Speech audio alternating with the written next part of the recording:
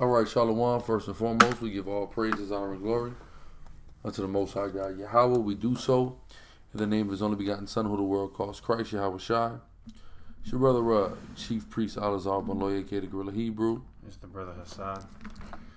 Back at y'all with another live class, man. You know, fresh back from the Passover into this Feast of Unleavened Bread, which began at even, last for a week. So Shabbat Shalom.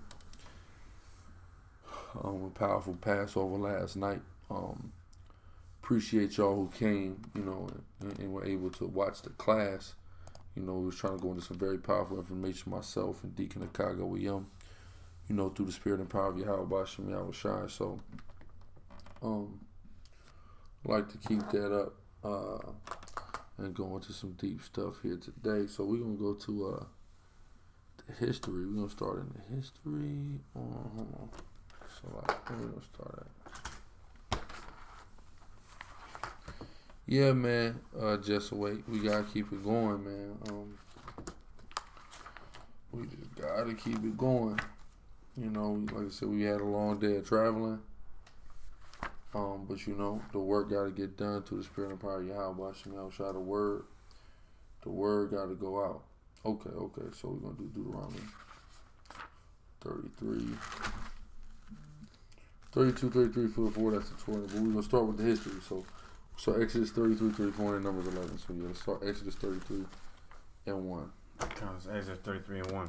All right. It says, And Yahweh said unto Moses, Depart and go up hence, thou and the people which thou hast brought up out of the land of Egypt, unto the land which I swore to Abraham, to Isaac, and to Jacob, saying, Unto thy seed will I give it. Right, so he bringing us into Israel. Go ahead. It says, And I will send an angel before thee, and I will drive out the Canaanite. Okay, who was the angel that went before us? Yahweh Shai. He was the angel that went before us. Right, go ahead. He was the destroyer of for the Most High. Right, that was fighting for us and guiding us out of the wilderness. Right, through the wilderness and then ultimately out of the wilderness. Right, we got a camp in San Francisco, Terrence Vincent, 16th and Market every Saturday. Go ahead. It says the Amorite and the Hittite. The Amorite and the Hittite. Go ahead. And the Perizzite, the Hivite, and the Jebusite. That's right. All of those Canaanitish people. All right. Forget my voice. I lost it Friday. I've been teaching. I teach every damn day since then, almost every Sunday. So, but this is what it's about. We got to keep the word going. Right. So go ahead. Cool. It says, Unto a land flowing with milk and honey. For I will not go up in the midst of thee, for thou art a stiff-necked people, lest I consume thee in the way. That's right. Yahweh said he would destroy us if he had to be around us. He would just destroy all of us. Right? So we sent Yahweh Shai to guide us. Same thing like now. You got people who are simple. Man, we got to go through the Most High. We know Yahweh Shai. You niggas are stupid. You don't realize we're so stiff-necked. Yahweh would just destroy us. He sends Yahweh Shai to deal with us, or else he'll destroy us. This is something that we're reading about here in Exodus. Second book of the Bible. Way before the New Testament. We're seeing this. We're seeing it there. Right? That's right, Officer Debat. That's damn right. Can't wait we come to Atlanta. Don't worry about it. Debat going to be on these classes. All right? Reading, teaching. You know what I'm saying? So go ahead. Yeah, the water to the sister, Just Awake, 320. Oh yeah, Just Awake, Yahweh Shemel Shah Barakatah. But just to touch upon the point you just made, because the Most High, if he was in the midst of us, he would just completely destroy us. That's why he had to send a mediator at this time, which is in the Yahweh Shai in the form of an angel back then. So I'm going to get Hebrews 2 and 17. It says, Wherefore in all things it behooved him to be made like unto his brethren, that he might be a merciful and faithful high priest in things pertaining to God. That's why the Most High used Yahweh Shai, because Yahweh Shai, just like Moses and just like all the other various prophets, they were super merciful towards our people and had that long-suffering patience. And that's, if you're going to be an instrumental prophet and teacher of Israel, you got to be that way, because like the officer pointed out, all the top prophets in the Bible were like that towards Israel. They all love Israel. They all made intercession for Israel. Chiefly Hamashiach But we see Jeremiah doing it. We see Isaiah doing it. We see Ezra doing it, etc. Okay. Right? Yeah, and Ezra did it so much that I remember what is the second Ezra? The 7th chapter, I think, where the angel asks him, "Do you think you love Israel more than the Most High loves Israel?" Because that's when you go into Ezra was fasting and weeping for days for what was going on to Israel. But I'm gonna finish it out. It says to be that he might be a merciful and faithful high priest in things pertaining to God, to make reconciliation for the sins of the people. Verse 18, for in that he himself had suffered being tempted, he is able to succor them that are tempted. So Yahushua basically went through the same things that we went through, so we could be able to relate to him and he could help us in our walk in this truth. But I'm going to go back to Exodus 33, verse 4. It says, and when the people heard these evil tidings, they mourned, and no man to put on his ornaments. Verse 5, for Yahweh had said unto Moses, saying to the children of Israel, ye are a stiff-necked people. I will come up into the midst of thee in a moment and consume thee. Therefore now put off thy ornaments from thee, that I may know what to do unto thee. And the children of Israel stripped themselves of their ornaments by the Mount Horeb. And Moses took the tabernacle and pitched it without the camp, afar off from the camp, and called it the tabernacle of the congregation. And it came to pass that everyone which sought Yahweh went out unto the tabernacle of the congregation which was without the camp. And it came to pass, when Moses went out unto the tabernacle, that all the people rose up and stood every man at his tent door, and looked after Moses until he was gone into the tabernacle. And it came to pass, as Moses entered into the tabernacle, the cloudy pillar descended and stood at the door of the tabernacle, and Yahweh talked with Moses. And all the people saw the... So that cloudy pillar there, that's the Most High sending an angel. You understand when I say Yahweh is speaking with somebody? He speaks with somebody always to a medium, right? Or in a dream, in a vision. Never directly. He's not just coming and kicking it with you. There's a medium that's sent, right? The burning bush, there's an angel there, right? This is clear. But then the angel speaks, and then these idiotic Trinitarians go, see, that's Christ. It proves that Christ is in the Father and the Son is the triune God. No, you people are stupid. You don't get what's going on here. What's going on here is you have a guy, right, that sits on a throne in heaven, that's a supreme being, and he sends workers out to do his bidding and give his word. Okay? So when he does that, it says, thus saith Yahweh. Yahweh said unto him, because that angel was just, basically, Yahweh was like playing a ventriloquist with that angel. It's very simple. Are you talking to the doll? When you talk to a ventriloquist, are you talking to the dummy? You see the dummy, looks like he talks. All right, you guys watch Goosebumps. He looks like he talks, but it's the guy saying it. Right. Yahweh pulls the strings. Yeah. So go ahead. Come. It says, verse 10, and all the people saw the cloudy pillar stand at the tabernacle door, and all the people rose up and worshipped, every man in his tent door. And Yahweh spake unto Moses face to face, as a man speaketh unto his friend. And he turned again into the camp, but his servant Joshua, the son of Nun, a young man, departed not out of the tabernacle. Right, so Joshua got to kick it from the tribe of Ephraim. Okay, read on. Verse 12, and Moses said unto the Lord, see, thou sayest unto me, bring up this people, and thou hast not let me know whom thou wilt send with me. Yet thou hast said, I know thee by name, and thou hast also found grace in my sight. Now therefore I pray thee, if I... Hold on one second.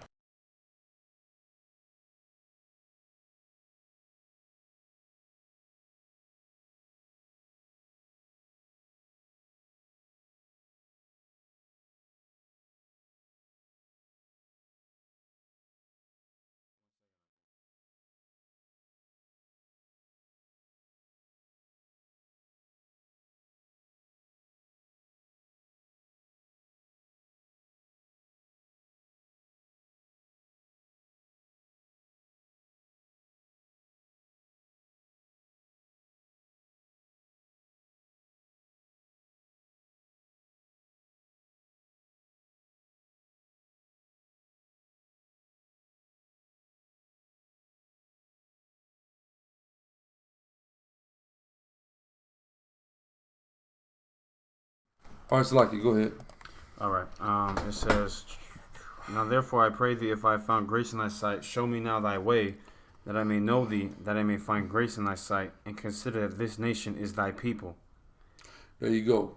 Getting that pardon for Israel. Consider that this nation, this is your people. Right? Yahweh, read on. And he said, my presence shall go with thee, and I will give thee rest. Mm-hmm. And he said unto him, if thy presence go not with me, carry us not up hence. For wherein shall it be known? Basically, Lord, if you're not with me, don't even let us walk this way. Right? Because then it means these Hamites are going to destroy us. Read. For wherein shall it be known here that I and thy people have found grace in thy sight? Is it not in that thou goest with us? So shall we be separated, I and thy people, from all the people that are upon the face of the earth. You got separation. A doctrine of separation. That's right. Racism. What you got to understand when you read this Torah, you find out God is a racist. Yeah, come. He's a racist. Come. Separate from everyone. See? You get a point? Yeah, it just, when I came to the truth in 2015, wow, I can't believe it's been that long. Well, not really that long, but in... Yohanan, Edomites for sale, Yahweh Shem Yahushua Barakatah Watawarak. Like the name. Okay. Go ahead. But I remember, like, the first few months I came to the truth, I remember I just read the entire Torah in, like, 2 weeks. And I remember just thinking, like, gosh, the Most High is how the hell do you read this and think God loves everybody? He's raised. I remember reading about the part, Leviticus 25 and 44. The bondmen, you can't buy and sell the children of Israel, but you can buy and sell the heathen that are round about you. Okay. You could literally, God said the Israelites, you can't enslave them, but you can enslave other people. Come on, man. Exodus 33 and 17.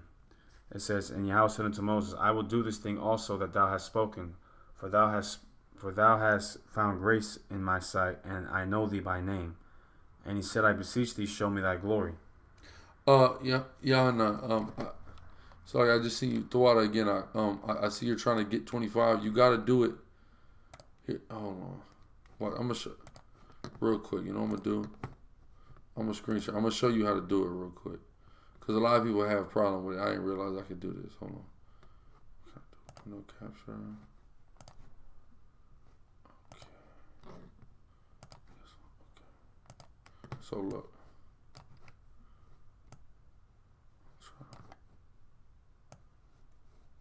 So like. So this is how you do it, right? You click on, you click this, hit super chat. And see, this is how you do it. So you want to put 25, or you could go right here and just put, see, that's how you do it. And then buy and send. Oh, short chat, my fault. That's how you do it, so you can see. Go ahead. It says, verse 19, he said, I will make all my goodness pass before thee, and I will proclaim the name of Yahweh before thee, and will be gracious to whom I will be gracious, and will show mercy to whom I will show mercy. And he said, thou canst not see my face, for there shall no man see me and live. Go ahead. And Yahweh said, behold, there is a place by me, and thou shalt stand upon a rock. And it shall come to pass, while my glory passeth by, that I will put thee in a cliff of the rock, and will cover thee with my hands while I pass by, and will take away mine hand, and thou shalt see my back parts. We ran over this last week. Yeah. Why are we going back over? We didn't. Hold on. We definitely went over this last week. I know this of a surety, right?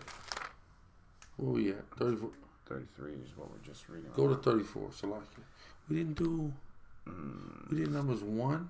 Yeah, we did numbers 1. I think we did this one too. We did Exodus 34 too, because we went into the tablets. Yeah, you know what? I got a problem. Here. See, this is the problem. We weren't even supposed to go over Exodus. Numbers 1. We're supposed to go over numbers 11. So here's what we're gonna do. All right, scratch that. Let's go over numbers 11, 12, 13, 14. Okay. 11 to 14 in numbers. That's what we're going to do. And then we'll go over to the Torah. Yeah, that sounds right. Okay, go ahead. It's a lot, y'all. It's a lot, y'all. Getting back in town, trying to get things back in order. Go ahead. It's Numbers chapter 11, verse 1. And when the people complained, it displeased Yahweh. And Yahweh heard it, and his anger was kindled. And the fire of the Lord burnt among them and consumed them that were in the uttermost parts of the camp. Mm-hmm. So, like, where you at? Numbers 11. Go ahead. 2. It says, and the people cried unto Moses, and when Moses prayed unto the Lord, the fire was quenched. See, that made an intercession there, right? And the fire was quenched. Read on. And he called the name of the place Taberah, because the fire of Yahweh burnt among them. Go ahead. And the mixed multitude that was among them. In the who? Mixed multitude. You're going to hear people. Listen, I'm going to give y'all a gem through the spirit and power of Yahweh B'Shem Yahweh Shai. A gem that every Sicarii member knows. When people play this mixed multitude game, a mixed multitude came out, right? Okay. Non-Israelites left Egypt with us. Here's the question. Did non-Israelites make it into the promised land with us? That's the question, right? Let's find out. Read that 4. And the mixed multitude that was among them fell a lusting. The mixed multitude fell a lusting. Okay, remember to put a pin in that. The mixed multitude fell a lusting. Who fell a lusting? The mixed multitude. The mixed multitude fell a lusting. Put a pin in that. Go ahead. It says, and the children of Israel also wept again and said, who shall give us flesh to eat? Hey, shalom to the brother Irap Ayab. All right, aka Do the Knowledge Radio. Knowledge Allah. Shalom, brother. Go ahead.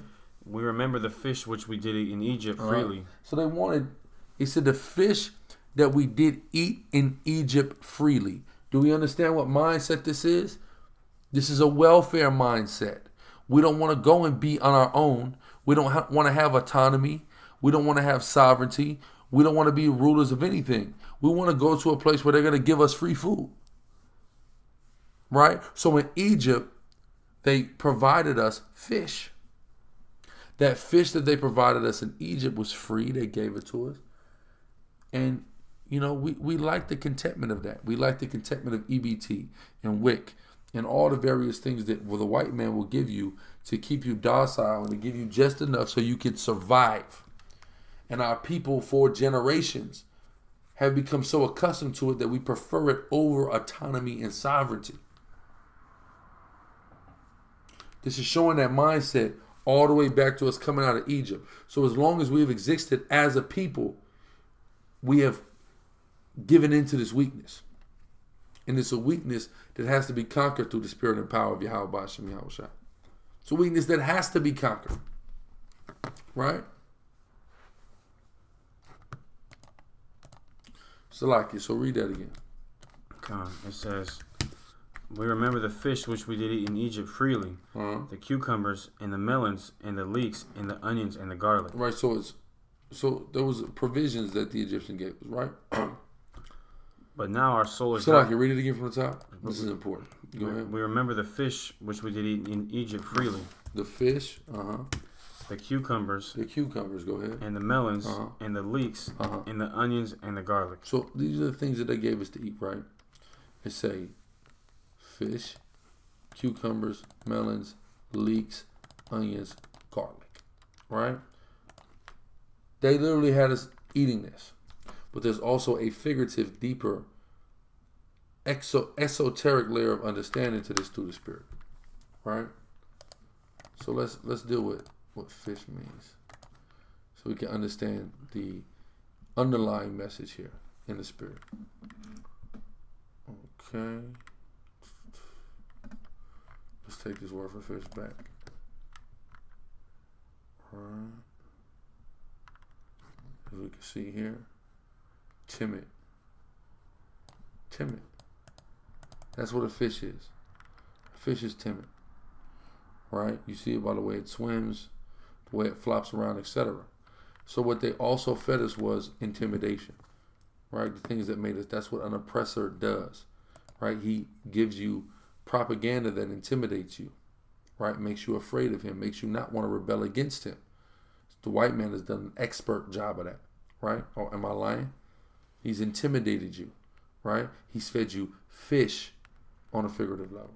Let's see what else he fed you. Cucumbers.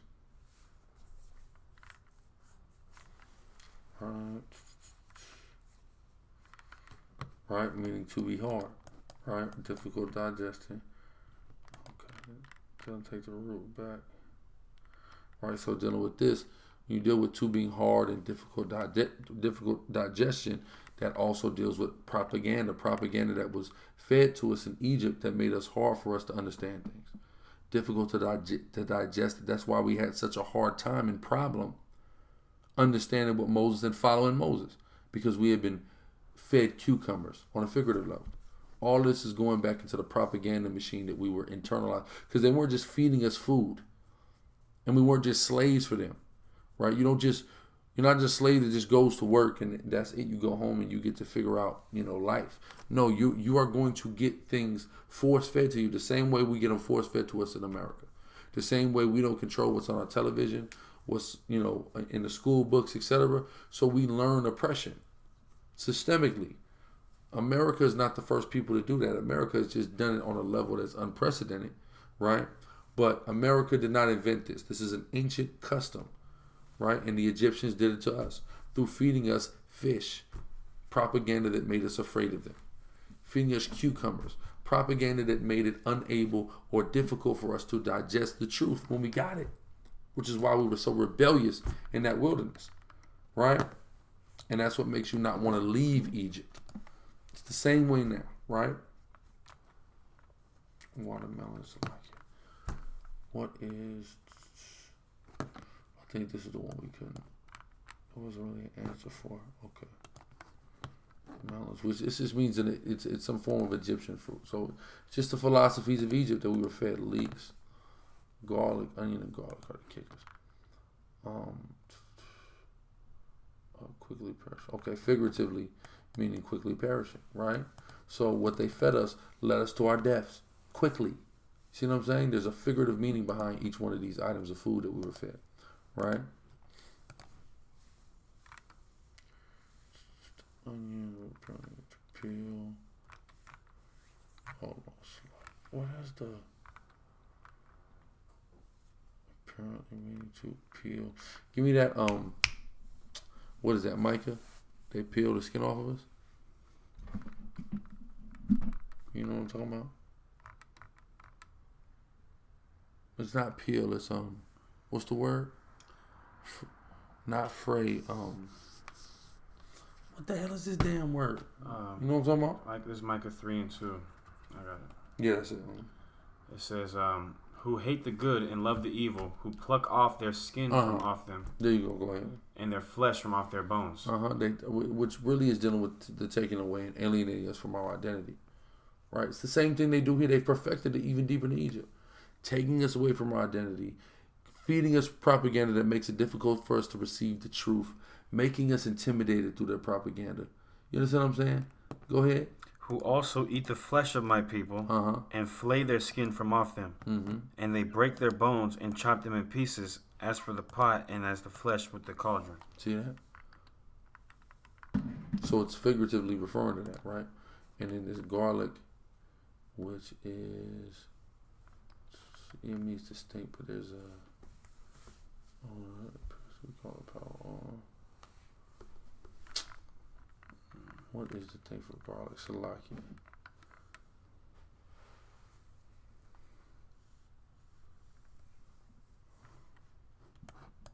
I went into this some years ago. All of it. It's been a while since I revisited this. Garlic is a key thing here.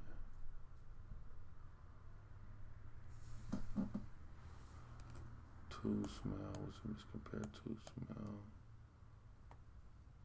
Hold on.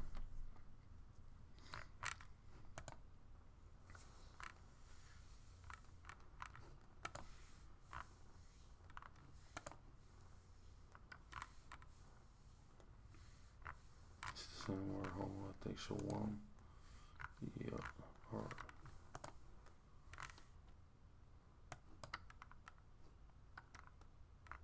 So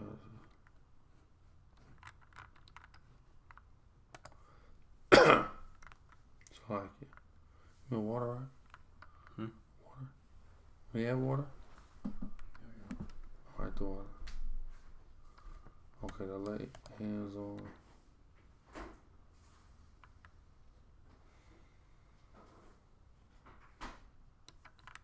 Salakia.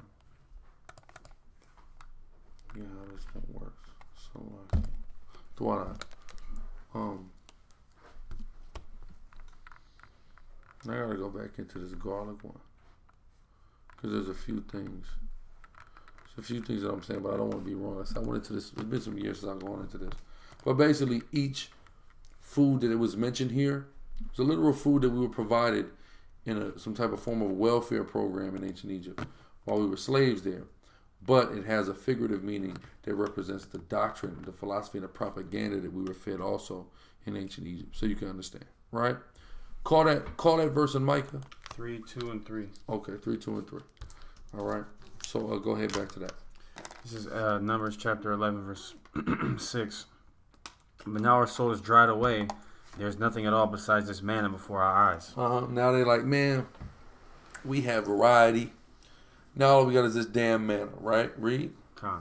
It says, and the manna was as coriander seed, and the color thereof as the color of bdellium. And the people went about and gathered it and ground it in mills, or beat it in a mortar, and baked it in pans, and made cakes of it. And the taste of it was as the taste of fresh oil. And when the dew fell upon the camp in the night, the manna fell upon it. Then Moses heard the people weep throughout their families, every man in the door of his tent, and the anger of Yahweh was kindled greatly. Moses also was displeased. And Moses said unto Yahweh, wherefore hast thou afflicted thy servant, and wherefore have I not found favor in thy sight, that thou layest the burden of all this people upon me? Moses is now coming to Yahweh and saying, what did I do to you that would make me lead these people? Why would you burden me with blacks and Hispanics? That's what Moses is saying. He was sick of dealing with stiff-necked niggas. He was sick of it. Right? Go ahead. Have I conceived all this people? Have I begotten them, that thou shouldest say unto me, carry them in thy bosom? He looking like, nigga, these ain't my kids. But here I am having to deal with them like they're kids, grown-ups. Right? Any leader of blacks and Hispanics is gonna have is faced with this at some point in their life. Any leader of grown blacks and Hispanics is gonna feel like an overburdened father to a bunch of children that's not his. Trust me. I'm speaking from experience. So read. It says, that thou shouldest say unto me, carry them in thy bosom, as a nursing father beareth the suckling child unto the land which thou swearest unto their fathers. When should I have flesh to give unto all this people? For they weep unto me, saying, give us flesh that we may eat. I am not able to bear all this people alone. I can't give all these niggas meat to eat. Right? Go ahead. Because it is too heavy for me. And if thou deal thus with me, kill me, I pray thee. Moses is just basically asking to be killed at this point. He's so sick of niggas. Just kill me. Go ahead. Kill me, I pray thee, out of hand, if I found favor in thy sight, and let me not see my wretchedness. And Yahweh said unto Moses, gather unto me 70 men of the elders of Israel, whom thou knowest to be the elders of the people, and officers over them, and bring them unto the tabernacle of the congregation, that they may stand there with thee. And I will come down and talk with thee there, and I will take of the spirit which is upon thee, and will put it upon them. And they shall bear the burden of the people with thee, that thou bear it not thyself alone. And say thou unto the people, sanctify yourselves against tomorrow, that ye shall eat flesh. For ye have wept in the ears of Yahweh, saying, who shall give us flesh to eat? For it was well with us in Egypt. Therefore Yahweh will give you flesh. Oh, it's flesh is what y'all want? Yahweh's going to give you flesh. Read. Therefore Yahweh will give you flesh, and ye shall eat. Ye shall not eat 1 day, nor 2 days, nor 5 days, neither 10 days, nor 20 days, but even a whole month, until it come out of your nostrils. You want, it's meat you want? You're going to have so much meat, you're going to be sick of it. All right?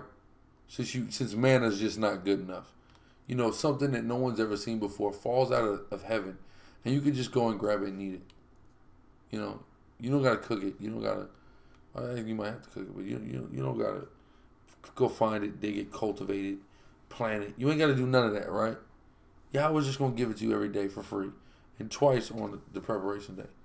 And that ain't enough. All right, so I'm going to rain down so much damn meat, it's going to be too much. All right, so read. And it be loathsome unto you, because that ye have despised Yahweh which is among you, and have wept before him, saying, why came we forth out of Egypt? And Moses said, the people among whom I am are 600,000 footmen, and thou hast said, I will give them flesh that they may eat a whole month. Shall the flocks and the herds be slain for them to suffice them? Or shall all the fish of the sea be gathered together for them to suffice them? And Yahweh said unto Moses, is Yahweh's hand waxed short? Thou shalt see now. So now Moses is acting like, man, there's no way we're even going to have enough provision for all these people. Now Moses is acting irrational. Right? I blame the niggas. That's who I blame. Stressing Moses out to this point, right? So Yahweh said, look, nigga, I'll do anything I want. I create a damn animal and feed it to you. Right? Go ahead. Thou shalt see now whether my word shall come to pass unto thee or not. And Moses went out and told the people the words of the Lord, and gathered the 70 men of the elders of the people, and set them round about the tabernacle. And the Lord came down in a cloud, and spake unto him, and took of the Spirit that was upon him, and gave it unto the 70 elders. And it came to pass that when the Spirit rested upon them, they prophesied and did not cease. But there remained 2 of the men in the camp. The name of one was Eldad, and the name of the other Medad. And the Spirit rested upon them, and they were of them that were written, but went not out unto the tabernacle, and they prophesied in the camp. And there ran a young man and told Moses. So instead of going into that tabernacle, they prophesied in the camp, right? Read. And so told Moses and said, Eldad and Medad to do prophesy in the camp. And Joshua the son of Nun, the servant of Moses, one of his young men, answered and said, my lord Moses forbid them. And Moses said unto him, enviest thou for my sake? Would God that all Yahweh's people were prophets, and that the Lord would put his Spirit upon them. That's a cold scripture right there. See that? What's that again? Numbers 11 and 29. I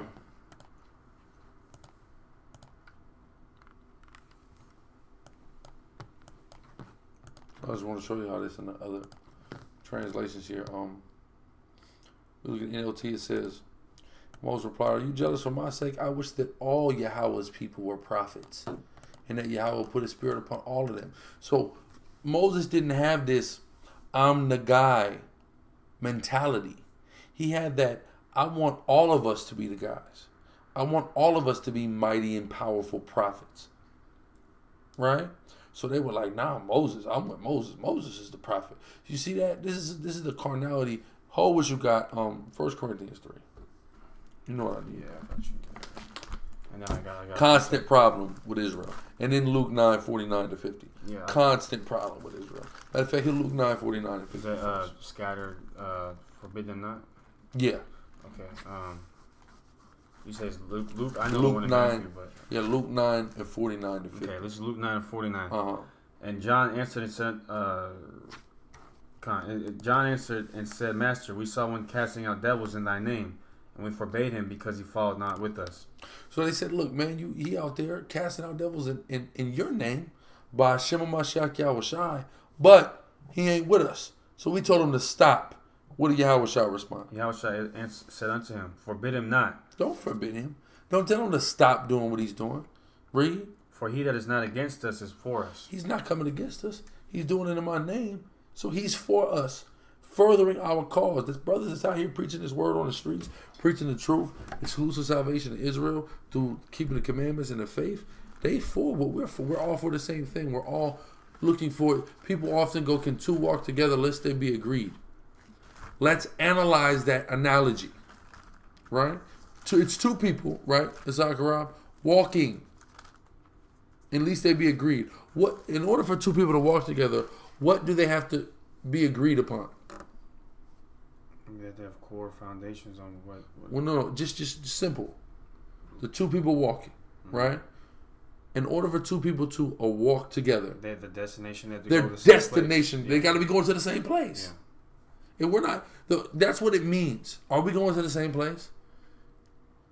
Because if you're trying to go a block north and I'm trying to go a block south, we can't walk together. It's impossible. I got to go a block south and you got to go a block north, right? But if all we're trying to do is get to the kingdom, right, under Yahushai, then we agree. We're walking together. And the words are like, I'll walk with you, right? You see what I'm saying? Okay. So he's not against us. Don't forbade him. Brothers doing this work, they're not in the same camp as you. Guess what? They're not against you. Don't forbade them. We're all by Shema Mashiach Yahushai. Right? So read. This is 1 Corinthians 3:3. For ye are yet carnal. For whereas there's among you envying and strife. See, they're the same thing. These are the same people. That's how we know we're at the Church of Rome now. He's at Corinth. That's how you know we're Israelites in Corinth and not Greeks in Corinth. He's having a problem that's been had with Israelites since Numbers. We're reading about it. Are you not carnal? It was carnal for this young brother to say, Moses, these guys are prophesying down there. Moses ain't carnal. Moses wasn't thinking all about him. Moses said, I would that every one of you was a prophet. And guess what? Every one of us will be a prophet at one time. Every one of us will be a priest and king. Right? So go ahead. Yeah, plus that would make Moses' burden far lighter if everyone was a prophet. Because he's him and Aaron and, eventually Joshua, that's it at that time. So everybody was, then he wouldn't have to worry about all these niggas going and complaining about eating food. Because they go ask the Most High for some food they damn self. Yeah, that's right. That's damn right. But you see also, it was two guys that he put to prophesy as well. That's that prototype for the two witnesses. It's always two the Most High is dealing with. Go ahead, keep going on Corinthians. Okay. 1 Corinthians 3, I'm going to go right back to verse 3. It says, For ye are yet carnal, for whereas there's among you envying and strife and divisions, are ye not carnal and walk as men? For while one saith, I am of Paul, and another, I am of Apollos. See that? I'm Paul's disciple. I'm of this camp under Paul. I'm of this camp under Apollos. Right? One say that, the other say the other, right? Read. Are ye not yet carnal? Are you not carnal? That's carnality right there, right? Read. Who then is Paul? And who is Apollos? That's right. But ministers by whom ye believed. See that? So people take these ministers by which whom people believe and put them on pedestals that they belong if not upon. And some of these people that are put on these pedestals enjoy those pedestals. They seek those pedestals. All right? But all we are is ministers. Okay? Read. Ministers by whom ye believed, even as the Lord gave to every man. Every man has a dispensation of Holy Spirit and an ability to bring people in. But people have it on different levels. The ability that's given to every man. Read. I have planted, Apollos watered. I have planted, Apollos watered. But God gave the increase. You might walk by one camp. Or you may see one camp's video. Now your seed, that's the seed being planted. Then another camp may be the camp that you predominantly watch for edification. That's you being watered. But the only way that seed ever will grow and be increased is by Yahweh. You can plant a seed, water it all you want. If Yahweh don't want that seed to grow, it won't grow. How much more a spiritual seed? See? It's that simple. Go ahead. It says, so then neither is he that planteth anything. Neither is the brother who you learn the truth from anything. Read. Neither he that watereth. Nor the brother you are getting consistent edification from anything. Read. But God that giveth the increase. It's all about Yahweh. It all goes back to the Most High, Yahweh, the supreme being, the creator of heaven and earth. That's where it goes back to. That's who's something. That's who gets the credit, the honor, the glory, the praise, etc. Right? So read. That's pretty much it on that. All right, go ahead back to Numbers.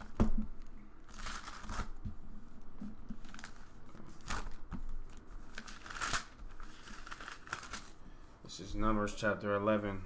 Sorry. Yeah. So Numbers chapter 11, verse 29. And Moses said unto him, enviest thou for my sake? Would God that all Yahweh's people were prophets, and that the Lord would put his spirit upon them. And Moses got him into the camp, and he and the elders of Israel. And there went forth a wind from Yahweh, and brought quails from the sea, and let them fall by the camp. That's right. So here comes this wind, and just a bunch of damn quails just fall out the sky. And let them fall by the camp, as it were a day's journey on this side, and as it were a day's journey on the other side, round about the camp, and as it were 2 cubits high upon the face of the earth. So it's just a gang of birds falling out the sky. A gang of them. Go ahead. And the people stood up all that day, and all that night, and all the next day, and they gathered the quails. He that gathered least gathered 10 omers, and they spread them all abroad for themselves round about the camp. And while the flesh was yet between their teeth, ere it was chewed, the wrath of Yahweh was kindled against the people. The Most High is mad now. Read. And the Lord smote the people with a very great plague. Mm-hmm. And he called the name of that place Kibroth Hatava'ah, because there they buried the people that lusted. The who? The people that lusted. So remember I told you I put verse 4. Put a pin in verse 4, right? Read verse 4 again. Numbers 11:4. And the mixed multitude. And who? The mixed multitude. The non-Israelites that came out with Israel. What did they do? Was that was among them fell lusting. The mixed multitude fell lusting. Verse 34. And he called the name of the place Kibroth Hatava'ah, because there they buried the people that lusted. See that? So who are the people that lusted? Verse 4 tells you the mixed multitude. Don't say nobody else. So excuse me. So when people ever try to come at you with that mixed multitude, you take them right to Numbers 11:4, and then 30. Skip right to verse 34. The mixed multitude lusted. Everyone that lusted was buried, meaning what? They died. So yes, non-Israelites came out of Egypt with Israelites, and then they died. They never made it through the wilderness. Some of them even make it this far, i.e. the son of the Israelitish woman and the Egyptian man who blasphemed the name of the Most High, gathered sticks on the Shabbat day. He didn't even make it this far. But the rest of them that made it this far, the Most High God killed them. He buried them there. So there's no more mixed multitude. There's no more non-Israelite amongst us after this point. Right? So go ahead. It says, and the people journeyed from Kibroth Hatava'ah unto Hazeroth, and abode at Hazeroth. Mm-hmm. Numbers 12:1. And Miriam and Aaron spake against Moses because of the Ethiopian woman whom he had married. So Moses, he's dealing with an Ethiopian, right? His brother and sister, they're not feeling it. Right? So go ahead. For he had married an Ethiopian woman. And they said, hath Yahweh indeed spoken only by Moses? Mm-hmm. Hath he not spoken also by us? So they start feeling themselves. Because as Moses ain't the only prophet. He spoke by Miriam. He spoke by Aaron. He spoke by other brothers as well, right? So they said, well, the Most High spoke by us too, right? Go ahead. And Yahweh heard it. And the Most High, he ain't like that. You know why? Because he is dealing with multiple people. But understand, Moses, that's his man. That's his ace. If you take a look at the biblical relationship, the only person whose relationship biblically probably exceeds Moses is Yahweh Shai, and maybe you can make a run for David. But outside of that, you can't, there's no one you could go to in this book that has a relationship with Yahweh like Moses does. Right? So he hears that the brother and sister of Moses are speaking against him because of the wife he took. Right? So read. This is also a mamzer doctrine destroyer. Read. Now the man Moses was very meek above all the men which were upon the face of the earth. Moses is meek. Moses is not confrontational. Moses don't want to do nothing to them for this. Moses, he's just a cool dude. He's humble. He's not a huge talker. He's meek. Read. And Yahweh spake suddenly unto Moses, and came unto Aaron, and unto Miriam, come out ye three unto the tabernacle of the congregation. Y'all three come to the right. Read. And they three came out.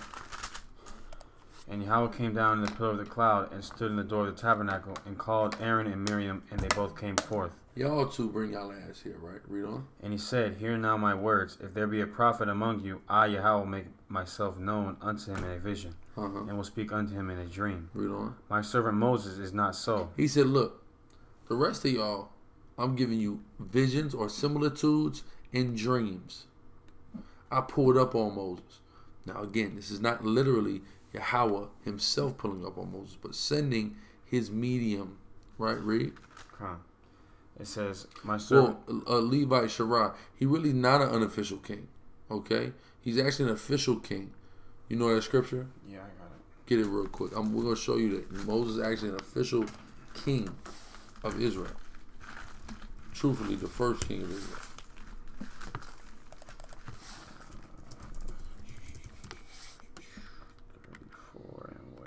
Right here, 33 and 5. That's it, 33 and 5. This is Deuteronomy 33 and 5. It says, I'm sorry, verse 4, just to get context. Moses commanded us a law, even in the inheritance of the congregation of Jacob. And he was king in Jeshurun, when the heads of the people and the tribes of Israel were gathered together. So he was king. So Moses was officially a king of Israel. Right, so go ahead. This is Numbers 12 and 7. My servant Moses is not so, who is faithful in all mine house. With him will I speak mouth to mouth, even apparently, and not in dark speeches, and in the similitude of Yahweh shall he behold. Verse like you read it again. With him will I speak mouth to mouth, even apparently, and not in dark speeches. I don't come to Moses and show him the type of visions I showed John the Revelator. I don't show him an eagle coming in and taking a twig off the top of a tree like I showed Ezekiel. I tell him plain. Right? Plainly. Go ahead. It says, in the similitude of Yahweh shall he behold. Wherefore, then were ye not afraid to speak against my servant Moses? So, in knowing how much I'm dealing with this man, you weren't afraid to speak against it. You should have been afraid. I'm dealing with this dude on a level unlike any other. You should watch how you speak about that, brother. Right? Read on. With him will I... and the anger of Yahweh was kindled against them, and he departed. And the cloud departed from off the tabernacle, and behold, Miriam became leprous, white as snow. Became what? Leprous, white as snow. So what did he do in response to this? Made Miriam leprous. No, Jeremiah, I certainly do not believe that Moses was David or Peter. And I don't think there's a shred of evidence that even slightly suggests such, to be honest with you. Go ahead. God. Leprous. Exactly, Jeremiah. That right there, the transfiguration debunks that asinine assertion and thought and theory that Moses is David or Peter. It's nonsensical at best. We got brothers in Colorado. Send an email. Go ahead. Exactly, Levi Sharab. Miriam tried it. And Levi Sharab, you know as well as I know that Levite women, so-called Haitian women, the tribe of Levi, Levite women aren't typically very thrilled when their brother gets with a non-Levitical woman, a non-Haitian woman. Almost always, they're not thrilled by it. It don't matter if she's from another island, she's from America, she's Latina, she's white, whatever. It don't matter what she is. If she's not Haitian, they're typically not thrilled by it. Let alone in this instance a heathen nation. So we can clearly see this, right? Totally, like Jess said, it totally kills the man. 1,000%, right? So read.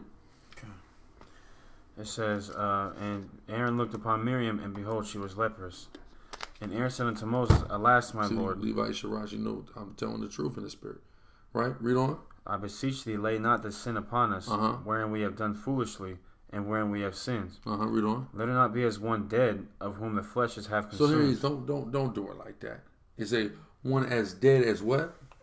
As half the flesh is consumed. See that? That's an allusion to Esau there, letting you know who that's talking about, or what type of pigmentation that devil had when he came out. That's why he said he is wasted. His flesh is consumed. Read on. Whom the flesh is half consumed when he cometh out of his mother's womb. And Moses cried unto Yahweh, saying, Heal her now, O God, I beseech thee. And Yahweh said unto Moses, If her father had but spit in her face, should she not be ashamed 7 days? You see that? She better be ashamed. Right? Which verse is that? 14. Numbers 12 and 14? Look at that real quick. Yeah, if her dad just spit in her face, she'd only be ashamed 7 days. That's what said to Moses. If her father had spit in her face, would she not be ashamed 7 days? Let her be shut up out of the camp 7 days, and afterward may she be received again. Basically, it's essentially saying he spit in her face. Yahweh is saying, I'm spitting in her. How am I spitting in her face? By giving her leprosy. So what does that white show? Skin is a spit in the it's face. a spit in the face. Yeah. That's deep. He's saying this is a spit in the face. How did Yahweh show how he feels about Esau? His hatred towards him? By rendering them a race of lepers. Right? That's a nice get back at Cain coming. How did he spit in Cain's face? Giving him a mark. Cain, when he was reborn as Esau, he's born with that mark. And he's tried desperately to get away from that mark ever since. Levi Shara, Yahweh Bashem, Yahweh Shah, Barakatah, Wat the water system. Right? Read on. Okay. It says, should she not be ashamed 7 days? Let her be shut out from the camp 7 days, and after that, let her be received in again. Mm-hmm. And Miriam was shut out from the camp 7 days, and the people journeyed not till Miriam was brought in again. And afterward, the people removed from Hazeroth and pitched in the wilderness of Paran. You said you want me to read all the way to 14? 2:14, come on. Okay, all right. And Yahweh spake unto Moses, saying, Send out men, that they may search the land of Canaan, which I give unto the children of Israel. Of every tribe of their fathers shall ye send a man, every one a ruler among them. Mm-hmm. And so send a top man out of every tribe, out of all 12 tribes. Read. Come. And Moses, by the commandment of Yahweh, sent them from the wilderness of Paran. All those men were heads of the children of Israel. And these were their names: of the tribe of Reuben, Shamaua the son of Zakur; of the tribe of Simeon, Shaphat the son of Hori; of the tribe of Judah, Caleb the son of the tribe of Judah. Who? Of the tribe of Judah. Who? Caleb. Who? Caleb. Well, I thought he was the Edomite. Reggie R. Yahweh Bashem, Yahweh Shah, Barakatah, Wat the water. Idiots. You got idiots that say Caleb is an Edomite. What tribe is Caleb from? Of the tribe of Judah. There you go. Go ahead. Idiot. Okay. Caleb the son of Jephunneh. Of the tribe of Issachar, Egal the son of Joseph. Of the tribe of Ephraim, Oshea the son of Nun. Of the tribe of Benjamin, Palti the son of Raphu. Which Oshea is Joshua, or Yahweh Shai in the Hebrew. Go ahead. Of the tribe of Zebulun, Gadiel the son of Sodai. Of the tribe of Joseph, namely of the tribe of Manasseh, Gadai the son of Susi. Mm-hmm. Of the tribe of Dan, Amiel the son of Gamali. Of the tribe of Asher, Sethur the son of Michael. Mm-hmm. Of the tribe of Naphtali, Nabai the son of Vosphi. Of the tribe, well, that's such a cut right there. You know how the people go to the Hebrew word for Michael. You know, it says who is like God. Who is like God? Mm. So it says he's like God. He's okay. Well, there's another person named Michael. Someone from the tribe of Asher. Yeah. Is he like the supreme being too? Yeah, it's a rhetorical question. A lot of y'all don't study Hebrew. Mayaka Allah is a question. Exactly. If it was Mawaka Allah, then it would have been more of a declarative statement. A lot of y'all just don't know the Hebrew, right? So go ahead. Khan. Of the tribe of Asher, Sethur the son of Michael. Uh-huh. Of the tribe of Naphtali, Nabai the son of Vosphi. Read on. Of the tribe of Gad, Guel the son of Makai. Uh-huh. These are the names of the men which Moses sent to spy out the land. What tribe is missing? Levi. We ain't go. We sent niggas. All right, now I'm playing, but no, we didn't go. So we stayed back and guarded the tabernacle as representatives of the other tribes went out to spy the land. Right? Read on. And Moses called Oshea the son of Nun, Jehoshua. And Moses sent them to spy out the land of Canaan and said unto them, Get you up this way. I can't lose. Go ahead. Get you up this way southward and go up unto the mountain. So they're trying to go and basically spy the land out. Vocab Malone mad. I sent my man into his damn BS seminar the other day. Well, guess what? I got to send men. I'm in the spirit of the Bible. I send men to spy land. That's right. All right? You go to San Diego, California. When I wanted a camp spot in San Diego, California, I sent an Ephraimite, just like Moses did. Moses sent an Ephraimite to spy the land, because you're going to find out the chief of this whole operation was Joshua. He was, of course, Moses' right-hand man. I sent an Ephraimite to spy the land. He got that camp spot on 5th and Broadway, which we still use when it's raining out there in San Diego, which was our spot for years, right, with the black gate in the back, right? And I said this, I said in the spirit? I said this wasn't going to be a business in this spot, in the spirit, right? And we're 8 years later, there's still nothing in there. That's kind of crazy. In the spirit, I knew that it was going to serve its purpose. We really don't even use it all the time now, so it don't really matter. They can open up a damn business if they want. Because we're at Horton Plaza Park now, which we were, during that time we first went over there, was when Horton Plaza Park, they were building it. So, you couldn't really go over there at that time, but I had a feeling in the spirit that when it opened up, that would probably be a better location, which it has been. But Fifth is still cool and it still serves its purpose because it's covered and it gives us, security from rain during that time. But, you send somebody out. When you're in the spirit, you send somebody out to spy. All right? To take a look at a lay of the land and come back, and then you strategize. Okay? It's called warfare. Right? Read on. It says, And Moses sent them to spy out the land of Canaan, and said unto them, Get you up this way southward, and go up into the mountain, and see the land what it is, and the people that dwelt therein, whether they be strong or weak, few or many, and what the land is that they dwell in, whether it be good or bad, and what cities they be that dwell in, whether in tents or in strongholds, and what the land is, whether it be fat or lean, whether there be wood therein or not. These are important details that Moses needs to gather, because it's going to dictate how they're going to go to war and invade, what they need to be prepared for, right? These are very key things to understand when waging war. A lot of people do not understand war tactics and strategies. And you excel more in this truth, understanding war tactics and strategies. Reason being, this is a spiritual war that we're in, right? So when we here at the Sicarii consistently harp up on guerrilla warfare, right? We're waging a spiritual guerrilla warfare. So we're taking and utilizing guerrilla warfare tactics and applying them spiritually and using them in the spiritual battle against the wickedness of this world, right? Kevin Max, I want to join to Chicago. How can I do? Guys, somebody give him an email. Somebody's gonna type the email in the chat. You send an email to this email, and that's all you need doing. You'll be replied to, right? So go ahead. It says, whether there be wood therein or not, and be ye of good courage, and bring of the fruit of the land. Now the time was the time of the first ripe grapes. So they went up and searched the land from the wilderness of Zin unto Rehob, as men come to Hamath. And they ascended by the south, and came unto Hebron, where Ahiman, Sheshai, and Talmai, the children of Anak, were. Now Hebron was built 7 years before Zoan in Egypt. And they came unto the brook of Eshcol, and cut down from thence a branch with one cluster of grapes, and they bare it between two upon a staff, and they brought it of the pomegranates and of the figs.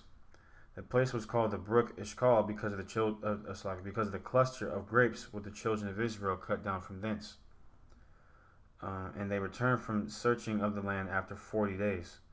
And they went and came to Moses and to Aaron and to all the congregation of the children of Israel unto the wilderness of Paran, to Kadesh, and brought back word unto them and unto all the congregation, and showed them the fruit of the land.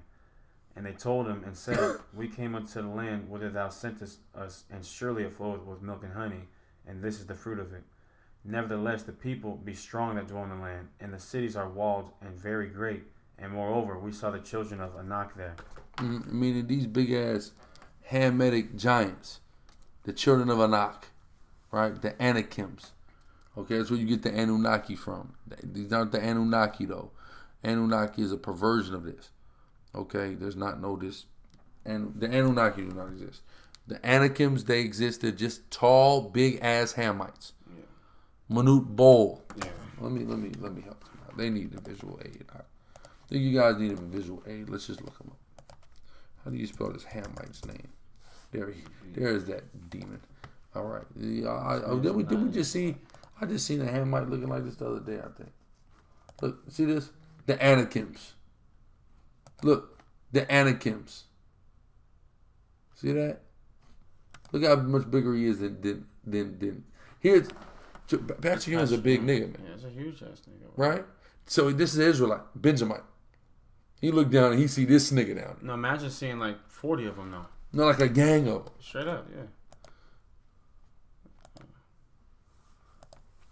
Look at this. Bowl. Manute Bowl's son. Look at this. Yeah. Are you kidding me?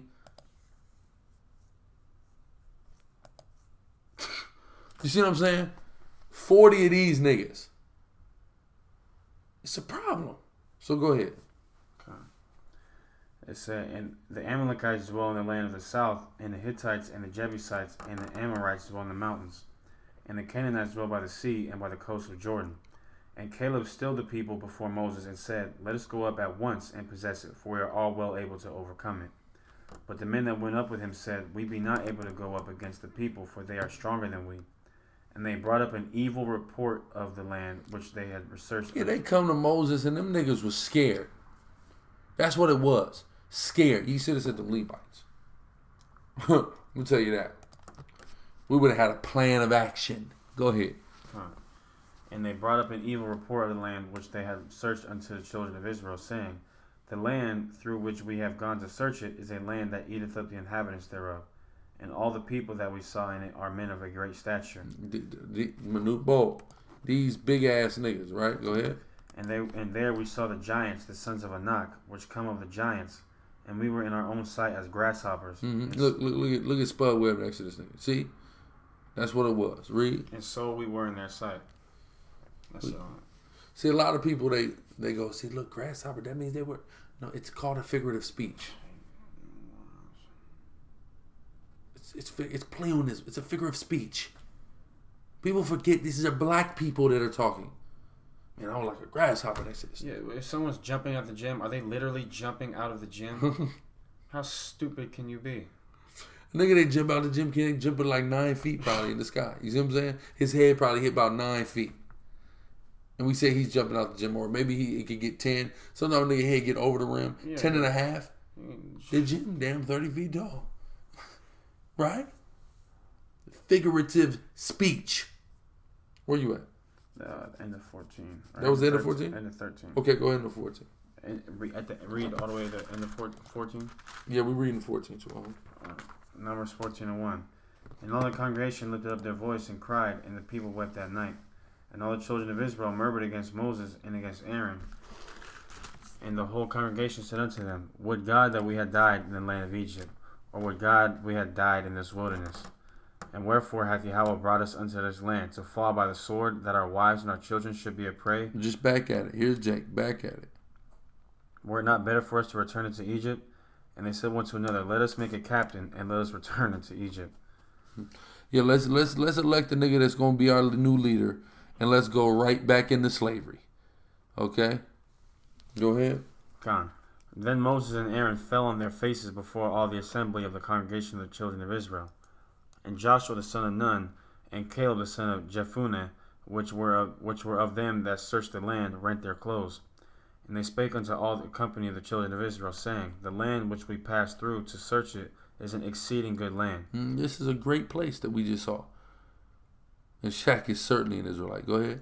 If Yahweh delight in us, then he will bring us into this land and give it us, a land which floweth with milk and honey. Only rebel not ye against the Lord, neither fear ye the people of the land, for they are bread for us. They are what? Bread for us. B-R-E-A-D? They're bread for us. We're going to eat these niggas up. Don't be afraid of these Hamites. Trust in Yahweh and you're going to eat these niggas up. Read. Their defense is departed from them, and that Yahweh is with us. Fear them not. Go ahead. But all the congregation bade stone them with stones. Yeah, they wanted them dead. That's how scary these niggas are. They saw these tall ass Hamites and they got scared. All I do hit them at the knees. Go ahead. Come on.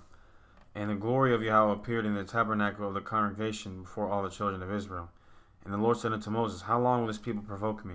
And how long will it be ere they believe me? For all the signs which I have showed among them. I will smite them with the pestilence and disinherit them, and will make of thee a greater nation and mightier than they. Look, see that? I'm going to just get rid of them and I'm going to make you a bunch of Levites. Whole nation just going to be Levites. Go ahead. Come on. It says, and Moses said unto Yahweh, then the Egyptians shall hear it, for thou broughtest up this people. It's all Moses did. Now you can't do it because then the Egyptians, they're going to take that credit. Go ahead. For thou broughtest up this people in thy might from among them.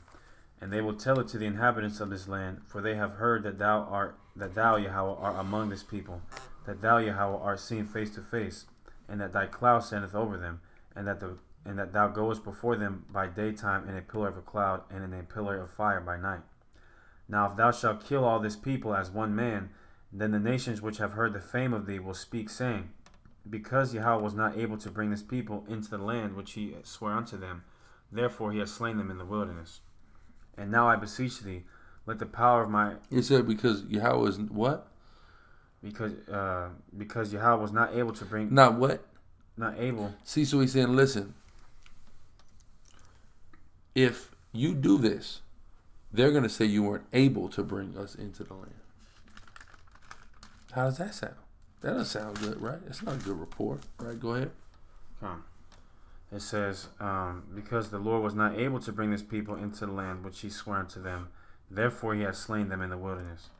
And now I beseech thee, let the power of my Lord be great, according as thou hast spoken, saying, Yahweh is long-suffering and of great mercy, forgiving iniquity and transgression, and by no means clearing the guilty, visiting the iniquity of the fathers upon the children unto the third and the fourth generation. Pardon, I beseech thee, the iniquity of this people, according unto the greatness of thy mercy, and as thou hast forgiven this people from Egypt even until now. And Yahweh said, I have pardoned according to thy word. But as truly as I live, all the earth shall be filled with the glory of the Lord. Because all those men which have seen my glory and my miracles which I did in Egypt and in the wilderness, and have tempted me now these 10 times, and have not hearkened to my voice, surely they shall not see the land which I swore unto their fathers, neither shall any of them that provoked me see it. But my servant Caleb... So he said, listen, all these niggas from this generation, they're all going to die. They're not going to go into that land. Except Caleb of the tribe of Judah. Read. But my servant Caleb, because he had another spirit with him, and hath followed me fully, him will I bring. He had a spirit that wasn't like these niggas' spirits. He had a righteous spirit. Not the spirit of fear. Not the spirit of fear. Caleb gets to come. Who else? It says... and hath followed me fully, him will I bring into the land whitherto he went, and his seed shall possess it. Now the Amalekites and the Canaanites dwelt in the valley. Tomorrow turn you and get you into the wilderness by the way of the Red Sea. And Yahweh spake unto Moses and unto Aaron, saying, How long shall I bear with this evil congregation, which murmur against me? I have heard the murmurings of the children of Israel, which they murmur against me. Say unto them, As truly as I live, saith Yahweh, as ye have spoken in mine ears, so will I do it to you. Your carcasses shall fall in this wilderness, and all that were numbered of you, according to your whole number, from 20 years old and upward, which have murmured against me. Doubtless ye shall not come into this land, unto the land concerning which I swear to make you dwell therein, save Caleb the son of Jephunneh, and Joshua the son of Nun. Caleb and Joshua. Those are the only 2 guys. That means Moses and Aaron died. The only 2 guys to make it through from Egypt directly into Israel is Caleb and Joshua. The rest of them niggas was too scary, right? Read. But your little ones, which ye said should be a prey, them will I bring in, and they shall know the land which ye have despised. But as for you... The land you despise. Because our people are acting like they hate, just like now. You must hate Israel. You don't want to go there. You don't want to do what it takes to get it back. Right? Read. But as for you, your carcasses, they shall fall in this wilderness. And your children shall wander in the wilderness 40 years, and bear your whoredoms until your carcasses shall be wasted, or until your carcasses be wasted in the wilderness. After the number of the days in which ye search the land, even 40 days, each day for a year, shall ye bear your iniquities. Even 40 years, and ye shall know my breach of promise. There's a day for a year, even right there. Yeah, you can. That's a good point. I, Yahweh, have said, I will surely do it unto all this evil congregation that are gathered together against me in this wilderness. They shall... That's you blacks, Hispanics, and Native Indians. Go ahead. It says, in this wilderness they shall be consumed, and there they shall die. And the men which Moses sent to search the land, who returned and made all the congregation to murmur against him by bringing up a slander upon the land, even those men that did bring up the evil report upon the land, died by the plague before Yahweh. But Joshua the son of Nun and Caleb the son of Jephunneh, which were of the men that went to search the land, lived still. And Moses told these sayings unto all the children of Israel, and the people mourned greatly. And they rose up early in the morning, and gat them up into the top of the mountain, saying, Lo, we be here, and will go up unto the place which Yahweh hath promised, for we have sinned. And Moses said, Wherefore now do ye transgress the commandment of Yahweh? But it shall not prosper. Go not up, for Yahweh is not among you, that ye be not smitten before your enemies. Don't try to run up on them now. Most High not with you. You can't win. This is why all the things that we try to do now, it doesn't work, because he's not with us, because we're in sin. We can't win that way, man. Go ahead. It says, For the Amalekites and the Canaanites are there before you, and ye shall fall by the sword, because ye are turned away from Yahweh. Therefore the Lord will not be with you. But they presumed to go up unto the hilltop. Nevertheless, the ark of the covenant of Yahweh and Moses departed not out of the camp. Then the Amalekites which came down, and the Canaanites which dwelt in that hill, and smote them and discomforted them. Ham and the Jewish man whooped the gang of these niggas' ass for thinking they was going to go run their own operation absent of Moses, and most importantly, absent of Yahweh. That wasn't happening. Go ahead. It says even unto Hormah. That's what I know. Right. So yeah, with that, Most High will be back later tonight with the Situation Room with Deacon Akaga with Yum. With that, we'll give all praise, honor, and glory to Yahweh, by Hashem Yahweh Shai, and say Shalom.